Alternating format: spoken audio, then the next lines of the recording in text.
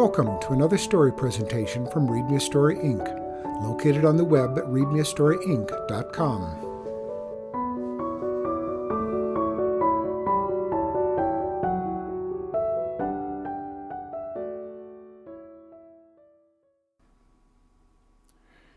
Ethan Unbound by Gary L. Blackwood.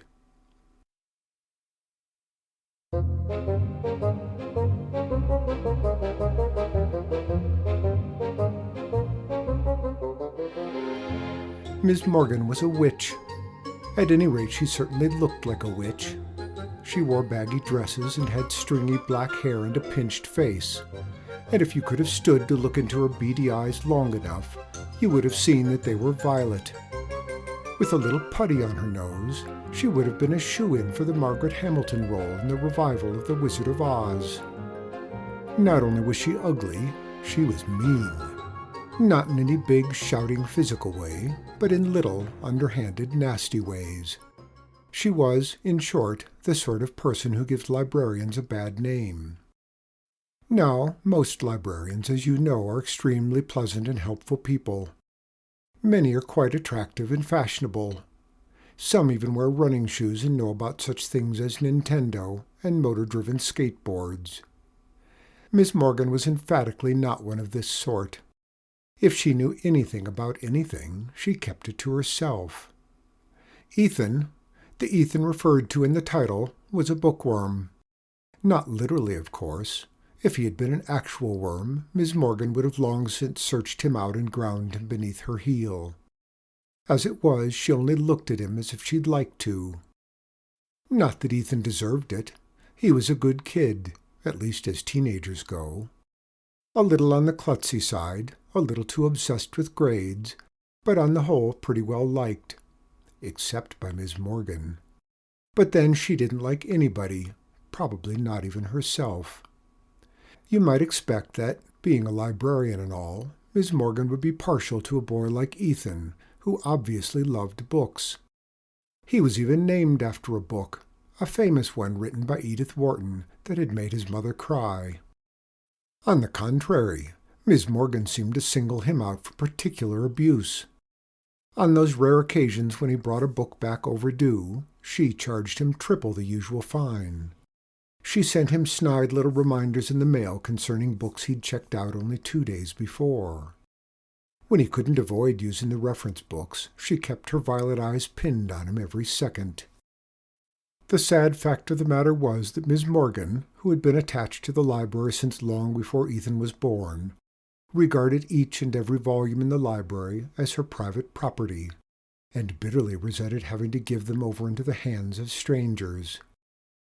With her piercing gaze, she examined each book that came back across the circulation desk, and heaven help anyone who is foolish or unlucky enough to return one with a smudged, or worse, a torn page.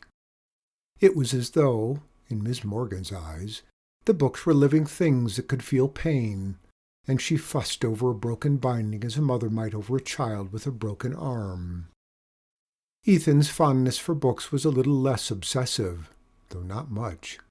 He did have a few other interests, astronomy, for example, and bicycling, and he had 3 or 4 pretty good friends at school. But there was no denying that his best friends were the ones he met in books, and that very often the world he found in the pages of a book was more real and more comfortable for him than the actual world around him. When he came across a really intriguing title on the shelves, sometimes he couldn't stand to wait until he got home.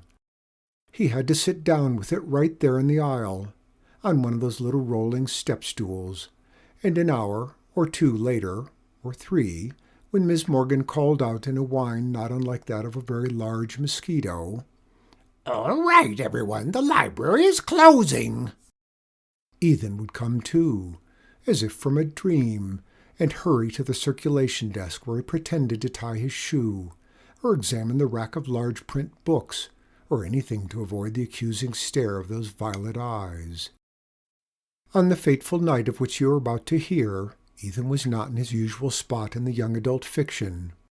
He had recently discovered an author named Heinlein, who was shelved in the adult books, and Ethan was so engrossed in something called Tunnel in the Sky that he shut out everything, including Miss Morgan's insect wine. The thing that finally broke his concentration was every light in the entire library being switched off. Startled, Ethan cried, "What?" and jumped to his feet. The only illumination in the big room was the red glow of the exit signs. The only sounds were the hum of the furnace blower somewhere in the bowels of the building, and the feathery rustle of rain on the tall windows. "Oh, man," Ethan whispered to himself, "I'm locked in." Without even taking the time to reshelve the book in its proper place, he stumbled out of the stacks and down the center aisle to the main doors.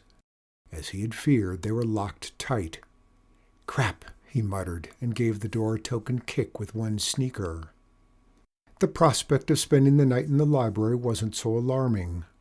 In fact, for somebody who loved books as much as Ethan did, it was actually rather appealing. The thing that gave him pause was the thought that, when his dad got home, he wouldn't know where he was. Ethan was going to have to find a phone and call his dad at work. He turned towards the librarian's desk and found himself face to face with Miss Morgan. "Ah!" he said.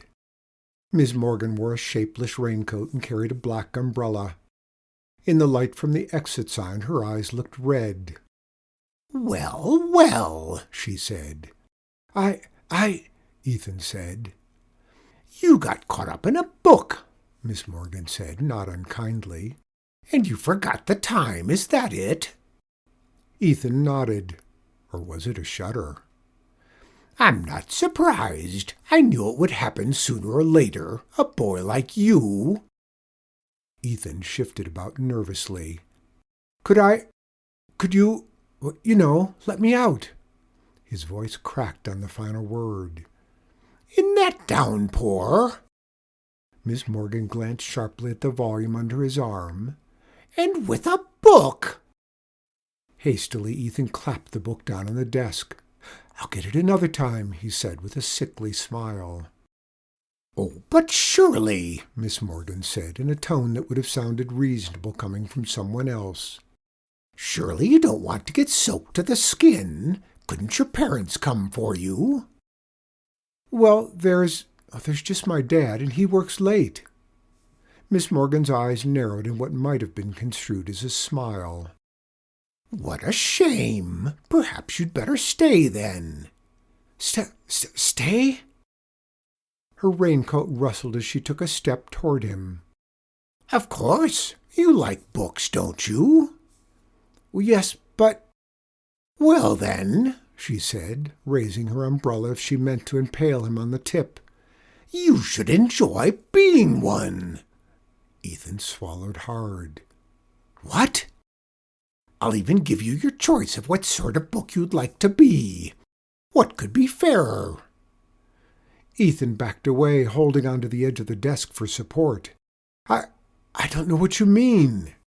His hand groped for the telephone, but just as he lifted the receiver, Miss Morgan's umbrella descended, and with a sharp whack knocked it back onto the cradle.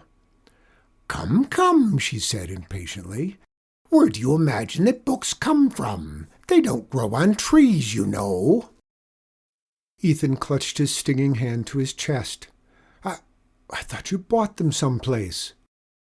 Miss Morgan gave a derisive snort. "And the budget they give me?" She waved the umbrella. "Oh, I buy some things, series, joke books, that sort of nonsense. I'm talking about good books, books that last, books that seem real. They're not that easily come by, I promise you. They're not just written, they're created.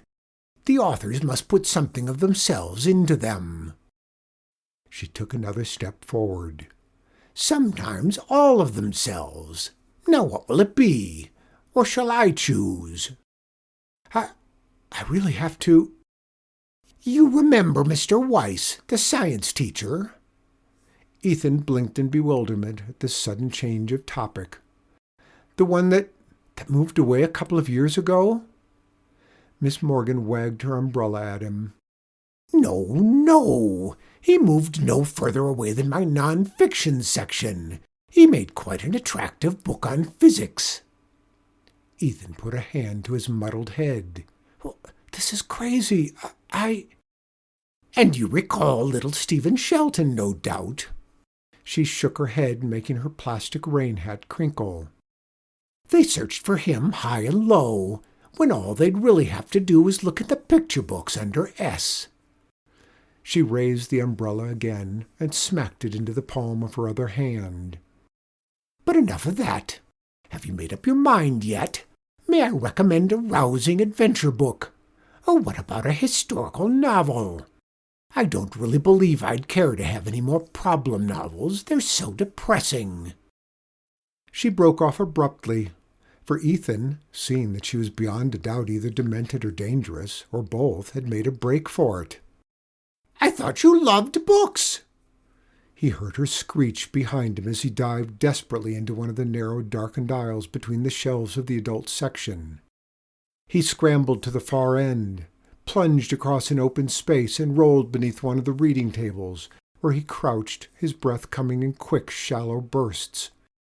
He clamped his mouth shut and tried to breathe more quietly. "Oh ho!" he heard Miss Morgan cry. "That's the way it's going to be, is it? I must say, I'm disappointed in you. I thought you'd welcome the chance to really lose yourself in a book. But never mind. If you want to do it the hard way, that's all right, too. You won't be the first. I'll just call up a little assistance." Assistance, Ethan thought. Who would help a crazy woman? "Let me see," she was muttering. "Where are we? Mysteries, eh? Let's try under D. Ah, here we are. Doyle. Yes, this will do nicely." In her mosquito voice she called, "You see, my foolish friend, the spell works both ways.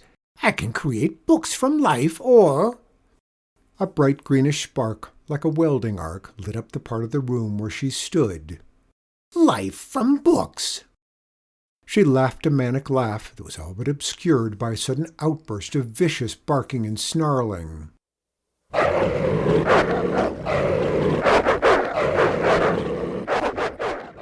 "Remember the Hound of the Baskervilles?" she shouted over the clamor. "Go get 'em, boy!" Ethan heard the sound of claws scrabbling across the tile floor, and then, around the end of the set of shelves, a dark four-legged form came thundering. It drew up short, not 5 yards from the table where Ethan hid and stood quivering, swinging his huge head back and forth, sniffing the air. Ethan didn't wait for the horrible hound to catch his scent. He shuffled backward on all fours, knocked over a chair with a heart-stopping crash, and springing to his feet, took off at a run through the stacks. Behind him he heard the hound break into a frenzy of barking, and he knew he'd been spotted. He knew, too, that if he didn't do something drastic, the dog would be on him in a matter of seconds. He darted behind the reference desk, fled past the magazine storage, and ran through an open door into the children's activity room.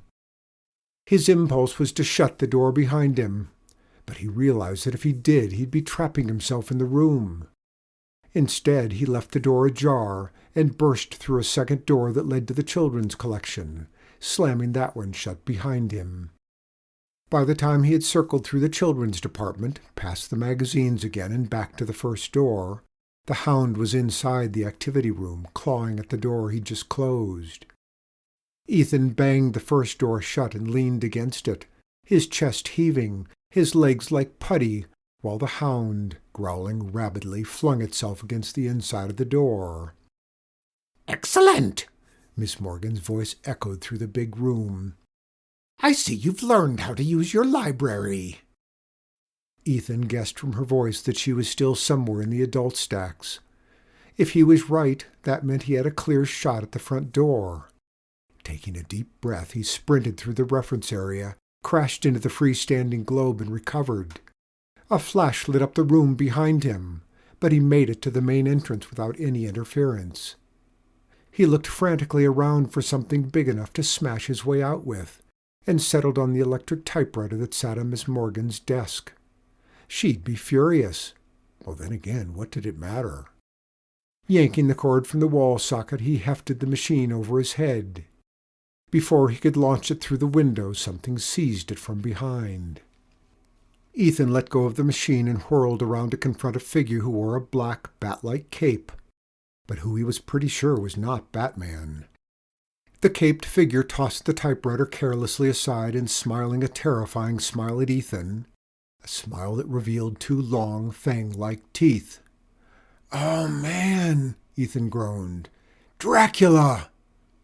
"Ah, I see you've read my book," the figure said in a thick accent.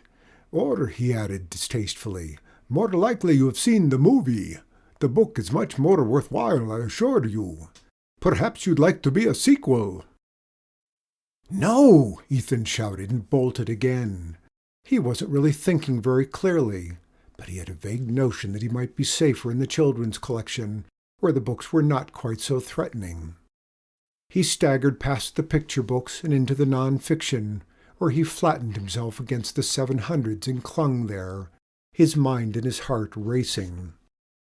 Over the pounding of his own blood in his ears he could hear footsteps approaching, passing the display case, moving through the picture books, pausing, heading into the fiction.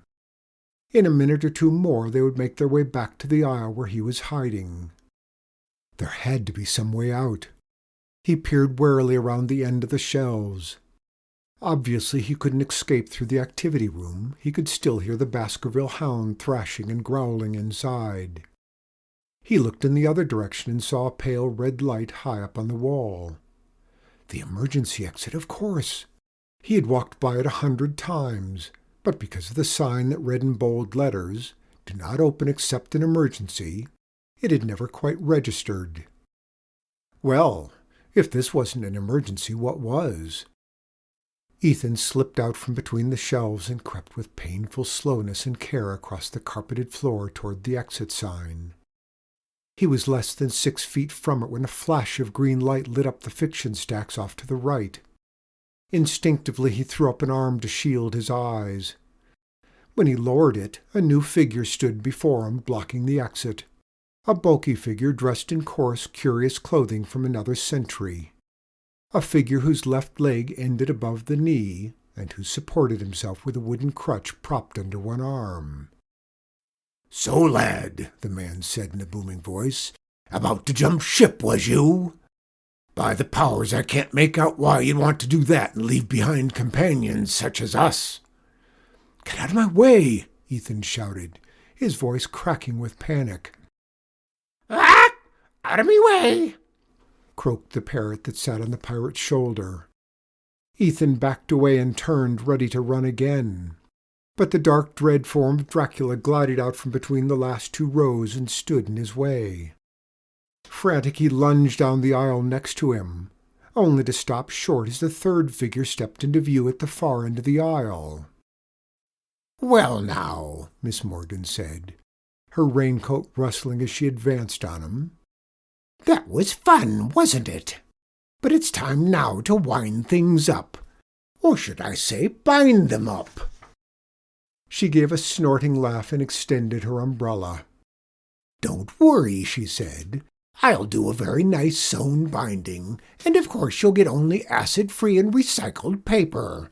Why, you'll last for centuries. You'll be practically immortal." As the tip of the black umbrella moved closer to his chest, in desperation Ethan yanked a book from the martial arts shelf next to him and flung it at the old woman's face. Shrieking, she jerked up the umbrella to ward it off. The instant the book struck the umbrella, a fierce spark of green fire tore through the air, blinding Ethan. He staggered backward, out of the shelves and into the clutches of Long John Silver. "Ah! Too much grog, mate," the parrot squawked. Ethan squirmed out of the pirate's grasp and stumbled forward to find yet another figure confronting him. A lithe Asian man, barefooted and bare-chested, wearing only a loose pair of black pants. The man gave a perfunctory bow. "Bruce Lee," he said, "at your service." Ethan beckoned frantically to him. "This way!" Bruce Lee sprang out from between the shelves like a tiger and landed in a crouching karate stance before a surprised Long John Silver. "What's this, then?" boomed the pirate. "Hi-ya!" said Bruce Lee. "Look out," said Ethan.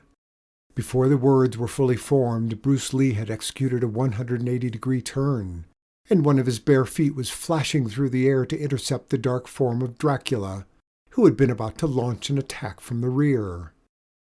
Dracula let out a rodent-like shriek and went flying backward. His slick-haired head bounded off a fire extinguisher, and he crumpled up like a Halloween bat made of black construction paper. Bruce Lee whirled back around to face Long John.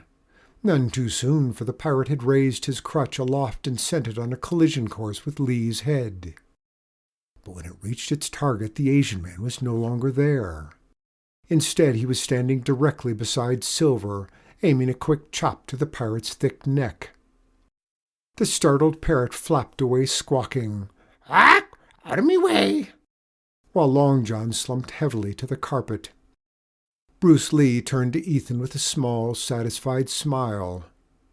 "Please," he said, "never tell anyone that I fought a man with only one leg."